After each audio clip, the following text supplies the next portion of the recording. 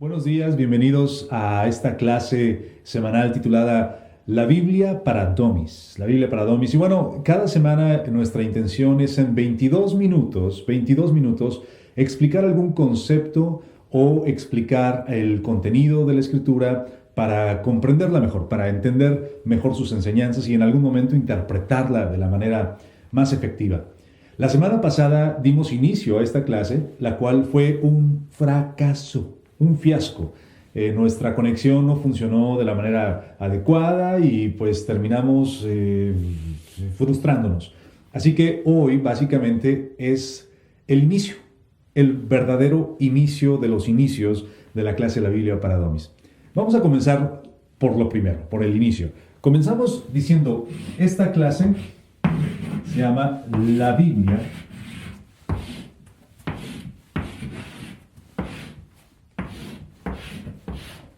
para Domis. Pero la pregunta es, ¿qué es la Biblia? ¿Qué es la Biblia? Bueno, la gente va a responder, es un libro santo, es un libro sagrado. Otros van a decir, es la palabra de Dios. Bueno, todo va a depender de la región donde creciste, de la fe que te implantaron o de la iglesia a la que perteneces. Pero me gustaría que viéramos la Biblia más como una guía, como un camino que conduce a Dios. Mira la frase que digo, un camino. Decir que solamente puedes conocer a Dios a través de la Biblia sería una exageración, una polarización completa. No, no lo hagas. La Biblia es un camino que conduce a Dios y está lleno de huellas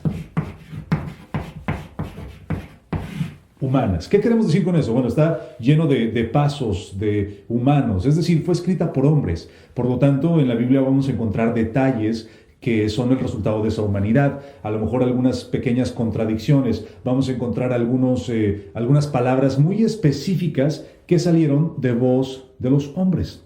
Sin embargo, aunque la Biblia fue escrita por manos humanas, fue inspirada por Dios. Y es muy importante que eso lo estemos recordando y enfatizando en estas clases. Inspirada por Dios. Inspiración. ¿Qué es la Biblia? Bueno, la Biblia entonces ya hemos establecido que es un camino para conocer a Dios, pero ya más claramente podemos decir que la Biblia está dividida en dos partes. Una parte llamada Antiguo Testamento, y no sé si sale esto en la cámara, pero vamos a poner aquí, Nuevo Testamento. No me gusta mucho la palabra testamento, la verdad. Me gustaría más utilizar la palabra pacto. Siento que testamento es como una persona que va a morir o que se murió y que nada más dejó ahí algunas palabras como diciendo, háganse ustedes bolas, arreglen sus asuntos, yo que ya me voy. Como si Dios fuera un Dios trascendente que no está al pendiente de su creación, como si Dios estuviera apartado de sus hijos. Testamento no me gusta esa palabra, me gusta más la palabra pacto, porque eso es lo que vemos constantemente con Dios, hablando de pactos.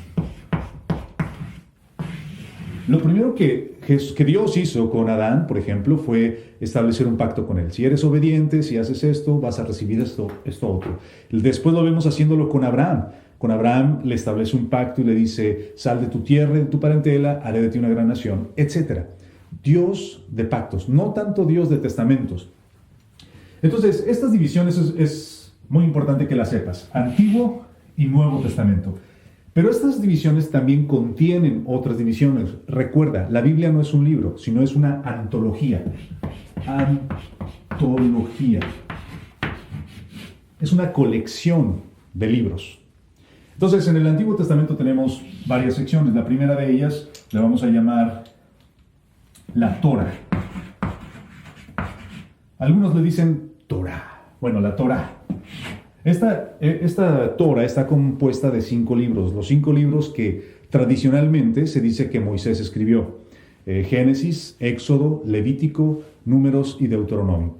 Y en estos 5 libros se cuenta el nacimiento, el inicio no solamente de la humanidad, pero también el nacimiento de la nación de Israel, con su padre Abraham y cómo Dios habló directamente con ellos. Es en Génesis donde se nos cuenta todo esto, pero luego en el libro de Éxodo se nos dice cómo el pueblo de Israel fue liberado de la esclavitud y se le dio un pacto. Y se le dijo la promesa, que recibirían una tierra donde fluía leche y miel. Y esta promesa es cumplida ya en la siguiente sección, en los libros históricos.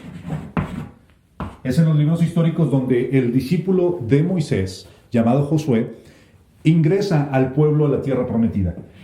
Después de estos libros históricos, bueno, en estos históricos también tenemos las historias de los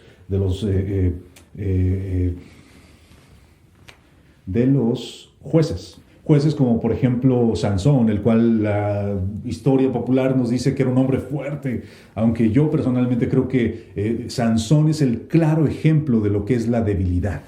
Hablemos de eso más tarde. Después tenemos de los históricos, tenemos los poéticos. Poéticos. Esos libros poéticos están formados por 5 libros, Job, Salmos, Proverbios, Eclesiastés y Cantares. Libros interesantísimos, literatura maravillosa. Y después de los poéticos tenemos los proféticos. En estos proféticos tenemos una división también, que es los profetas mayores y los profetas menores. No porque sean más importantes unos que los otros, sino por la cantidad y el contenido de sus escritos. Esto es el Antiguo Testamento. Tenemos 1, 2, 3, 4, 5 divisiones en el Antiguo Testamento. Recuerda, Antiguo Pacto. Pero en el Nuevo Pacto tenemos también divisiones. La primera de ellas, la más conocida probablemente, son lo que llamamos evangelios. Evangelios. La palabra evangelio quiere decir buena noticia. Y es que los evangelios se centran en la llegada de Jesús a la tierra, el nacimiento de Jesús, su ministerio, cómo convoca a sus discípulos. El evangelio se concentra también en la muerte, en la sepultura y en la resurrección de Jesús. Entonces, el énfasis de estos 4 libros no es tanto en la niñez de Jesús o no es tanto funcionar como una narrativa biográfica, sino solamente hablar de la llegada, la muerte, la sepultura y la resurrección de Jesús y su ministerio. Después de ahí tenemos un libro que se llama Hechos. Aunque en griego se llama praxis, prácticas. Que es básicamente lo que debería ser el cristianismo, una práctica, es decir, no nada más palabras y palabras, ¿no? Te voy a recitar la Biblia, te voy a decir la Biblia de memoria, sino prácticas, practicarlo. Este libro contiene la historia de cómo Jesús ascendió al cielo y les dejó una comisión especial a sus discípulos, y además de eso cuenta cómo nació la iglesia en Jerusalén y cómo se fue extendiendo a través del Imperio Romano.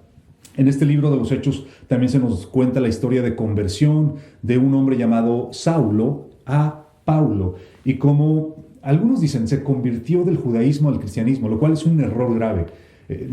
Pablo jamás se convirtió del judaísmo al cristianismo. Pablo aplicó la promesa mesiánica de que algún día llegaría Jesús o el Mesías y liberaría a su pueblo. Pablo lo entendió. Continuó siendo judío, tal como creció, tal como fue enseñado, pero entendiendo, a diferencia de los demás, que Cristo era el Mesías. Bueno, en el libro de Hechos se nos cuenta esa historia. Después de Hechos tenemos una sección conocida como cartas. Y muchas de estas cartas fueron escritas precisamente por el hombre que te acabo de mencionar, Pablo. En estas cartas se tratan asuntos personales, por ejemplo, conflictos entre hermanos de la iglesia. Se tratan, por ejemplo, cuestiones del orden del culto, se tratan cuestiones teológicas como el bautismo, como el culto a los dioses. Se tratan diferentes situaciones en todas estas cartas, conocidas algunas de ellas, bueno, la mayoría de ellas paulinas, por ser de Pablo, paulinas. Pero hay otro tipo de cartas y estas se les llama epístolas. Algunas de ellas también escritas por otros discípulos, como por ejemplo Pedro, el apóstol Pedro, Juan, el apóstol amado, y también 2 hermanos carnales de Jesús, Santiago y Judas. Todo esto formando un total de 27 libros en el Nuevo Testamento y 39 en el Antiguo. Esto es lo que forma la Biblia, hablando de una manera muy, muy simple. Varios libros acomodados de acuerdo al contenido, de acuerdo a la temática, y dividido en dos secciones grandes, el Antiguo y el Nuevo Testamento. No recuerdo la primera vez que tuve una Biblia en mis manos, pero seguramente fue cuando estaba en la primaria, cuando iba a la escuela Constancia y Trabajo. Aquellos que son de León, Guanajuato, saben de esta escuela que está en el centro, en la calle 5 de Febrero. Y cada mes teníamos la obligación, la responsabilidad de asistir a una misa, pues bien vestidos y todo, que conmemoraba alguna festividad especial o algo así. Pero estoy seguro, estoy convencido que fue en ese tiempo cuando tuve en mis manos una Biblia, sin saber lo que significaba, sin comprender su contenido, conocerlo en lo absoluto, ni mucho menos tener una intención de conocerlo. Como muchos adultos hoy en día, digo, yo era un niño, pero muchos adultos hoy en día ni tienen la intención ni tienen el deseo, porque la Biblia no es nada más para tenerla abierta en la casa y en el Salmo 23 y qué bonito, qué bonita decoración, o hasta algo de superstición, decir, la voy a tocar para que me vaya bien. La Biblia es importante no solamente tenerla en las manos, sino leerla, y no solo leerla, sino aplicarla. Hace poco surgió la noticia de que el presidente de los Estados Unidos tenía una Biblia en su mano enfrente de una iglesia. Y esto causó gran controversia y debate, porque por un lado los defensores del presidente decían, ven, es un presidente cristiano, y los detractores del presidente decían, este es un hipócrita. Porque, bueno, obviamente cuando lees la Biblia y la aplicas, se nota en tus acciones. Tus creencias cambian, se transforman. Leer la Biblia no es suficiente. Aplicarla y vivirla es todo el punto de leer la Escritura. La Biblia es tan importante que cuando una persona va a hacer un juramento o va a dar un testimonio en la corte o será puesto como presidente o como director de alguna organización del gobierno, lo primero que se hace es poner a la persona frente al texto y poner su mano sobre la Biblia y decir, jurar que va a decir la verdad y nada más que la verdad. Y es que si la Biblia no es correctamente interpretada, hay un grave peligro. Muchas barbaridades en la historia fueron cometidas con la Biblia en la mano, por una mala interpretación, por una interpretación inapropiada. Por ejemplo, hablemos de la esclavitud, la cual fue promovida y justificada con la Biblia. ¿O qué podemos decir del sometimiento de las mujeres?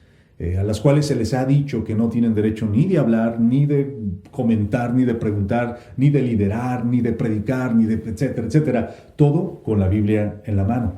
Es que una mala interpretación de la Escritura conduce a barbaridades. Por eso esta clase.